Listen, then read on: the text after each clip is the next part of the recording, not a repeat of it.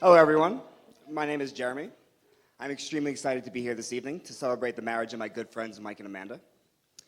If you know Mike like I do, you know that he is fiercely loyal, almost to a fault. This is shown by his undying loyalty to some of the worst franchises in professional sports. 12 years ago, Mike and I made a pact. Nick and Ben, our other two close friends at the time, both have brothers. So Mike and I promised each other that we would be the best man at each other's wedding.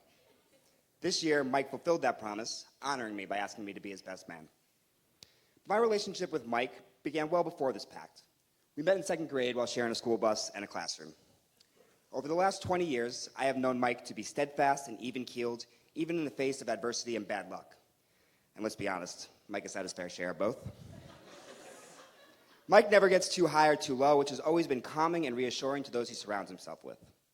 Mike's the type of person who can be friends with anyone and has close friends from all stages of his life. You can drop Mike into just about any scenario with any group of people, and in no time he would endear himself to them. Mike's friend group is diverse in its personalities and interests, but Mike is always able to hold on to the common bond. I could go on about Mike's finer qualities, but I've never known Mike to be the most sentimental guy. Instead, I want to spend the rest of my time telling you about what really matters to Mike, his sports career. I knew from early in our relationship that Mike was destined for academic greatness. Sorry, that's athletic greatness.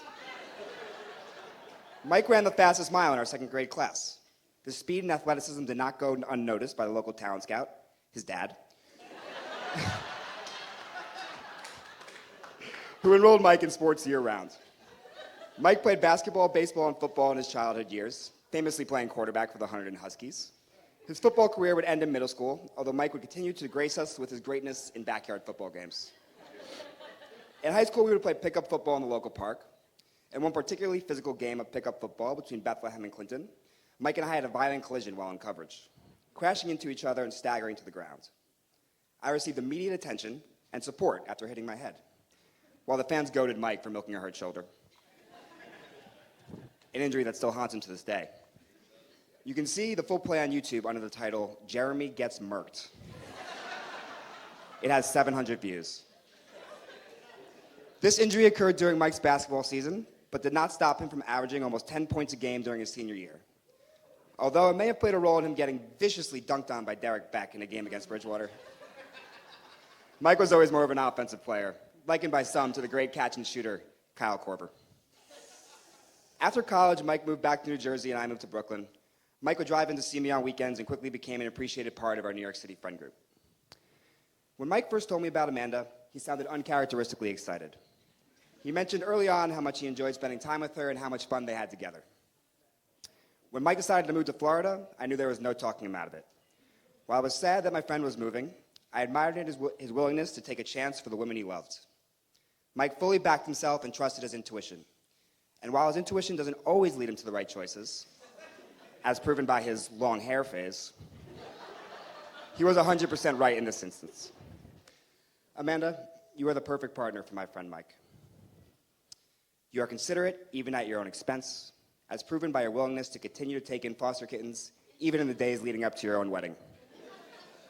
Amanda is thoughtful and keenly observant. One of the first weekends I met Amanda, we had her and Mike to our apartment for a Halloween party. Mike is always quick to remind Amanda that she fell asleep a little early that night, but I always remember Amanda waking up the next morning to clean the apartment while the rest of us were sleeping. Amanda has a contagious and hilarious sense of humor, not only tolerating Mike's unrelenting dad jokes and sarcasm, but adding her own complimentary bits to the mix. Together, you two are a pleasure to spend time with. The joy you two share and the love you have for one another can be felt by all the people that you surround yourself in this room, and we are so thrilled to see you guys married today. So please join me raising your glasses in a toast to our newly wedded couple, Mike and Amanda.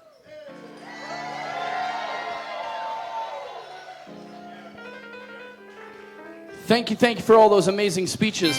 Salads will be in front of you in just a couple minutes. Additionally, for our stations this evening, someone as a member of the staff will come.